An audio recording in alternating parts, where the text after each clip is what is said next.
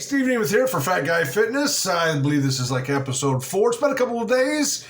Some things with the phone, not enough storage, blah, blah, blah. Who knows? I need to get rid of the old ones or whatever. But nonetheless, here we are. We're back. So now, just for you to know, a couple of you that are actually following, if I don't make a video every day, that doesn't mean you can't watch, right? Don't forget to like and share and all that other good stuff. Subscribe if you haven't.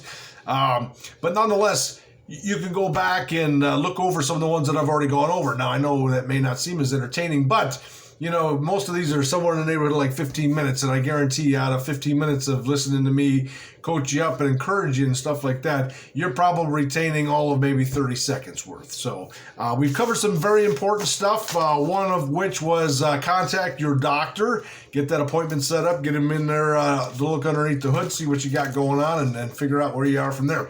Second thing that I told you, and this, I really can't stress enough how important this is. You need to get yourself a little book. Go to the dollar store. These things are super cheap. Get yourself a book, all right?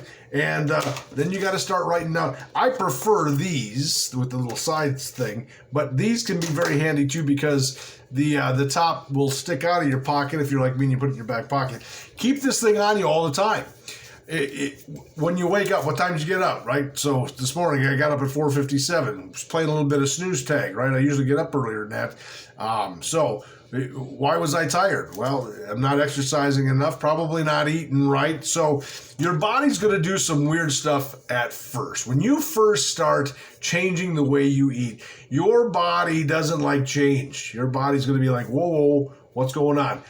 If you're taking in less calories, the first thing your body's going to do, keep in mind, your body is all about self-preservation. The first thing your body's going to do is thinking food has become scarce. So it's going to drop your energy level, make you more tired, and it's going to make you want to eat more, right? So that's sort of the body's way of saying, hey, if we're someplace where food has suddenly become scarce, well, let's get moving, right? So there is a good opportunity here. If you're smart enough, make sure breakfast is the most important meal of the day. Get up, eat something, right? Something good, right? Preferably something with fiber, something that's not as easy for the body to break down. Simple sugar is not good. Complex carbohydrates, if you got to do a carbohydrate, something that the body's not going to break down right away. Get the body working on it, but makes the body think food's available, so the body doesn't go into like super shutdown mode. But you eat less. Don't eat big meals. Eat smaller meals. This makes the body think, okay, you know, we need to be active in case we need to go look for more. If you get up early, so sometimes on the weekends, I like to go to Mama's Good Gravy down there in Indiana. If you go eat a big breakfast, you'll find yourself a lot of times wanting to take a nap, right? Because why? Body's all about self-preservation. Body's trying to store itself for emergency. You go to Mama's Good Gravy, you get a lot of calories, then you want to go take a nap.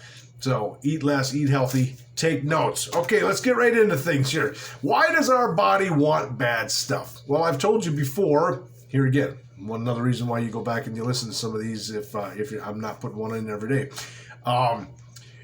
Your body wants bad stuff because they purposely do things to food to make you crave it.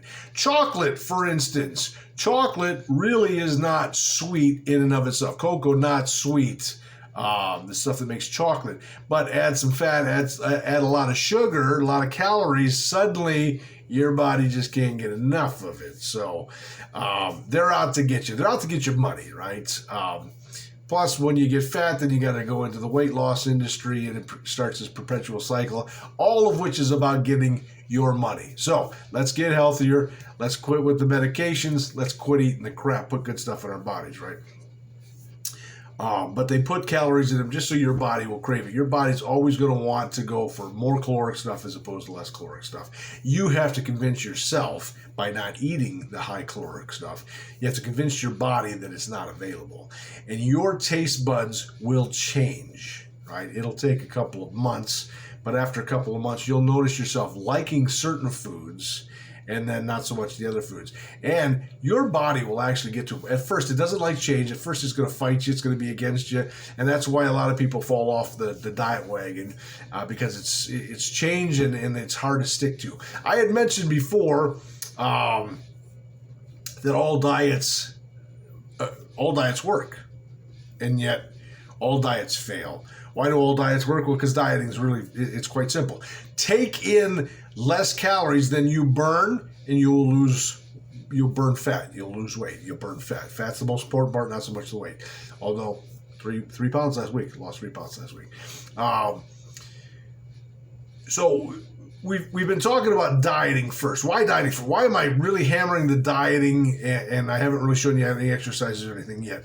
Well, early on, we don't want to stress the body too much, right? So I don't expect you to be able to jump up, run out, and run a marathon, which is, almost what you'd have to do to burn a lot of calories so that you could actually begin to lose some weight.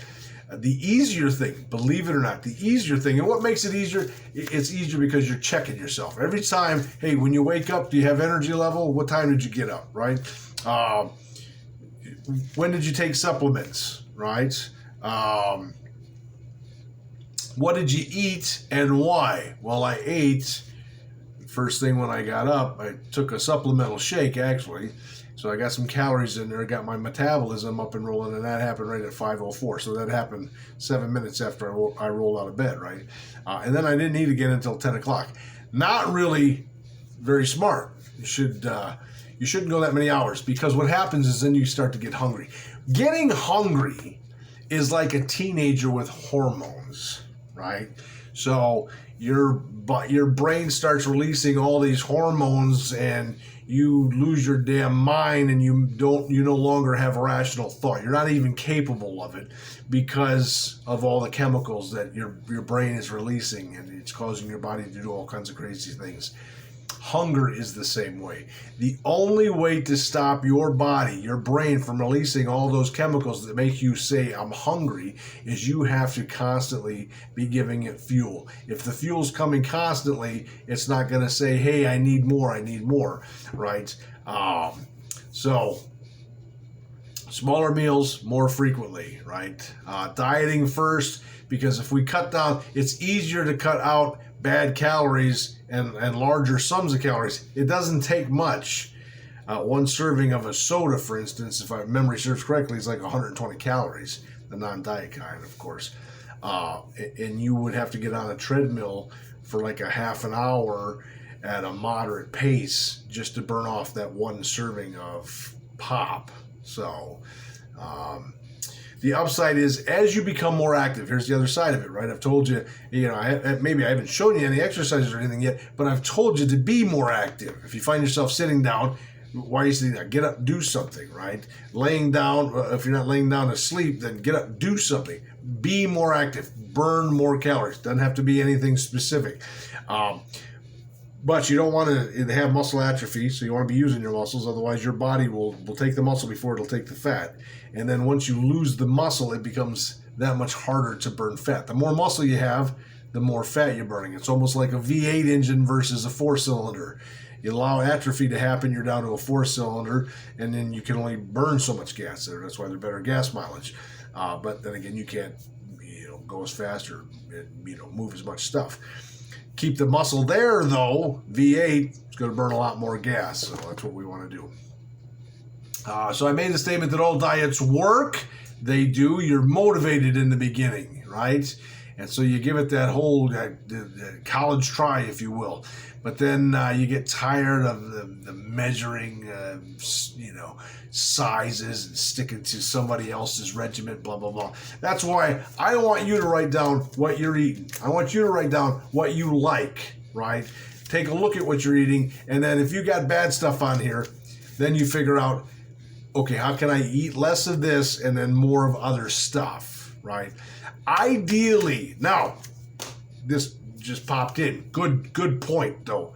A lot of times I will get the question, Steve, is it all right if I take a day and reward myself? And I am going to tell you, absolutely, positively, emphatically, and I don't care what clown tells you to the contrary to this, but no, no, no. And here's why. Here's why. If you look at bad food as a reward,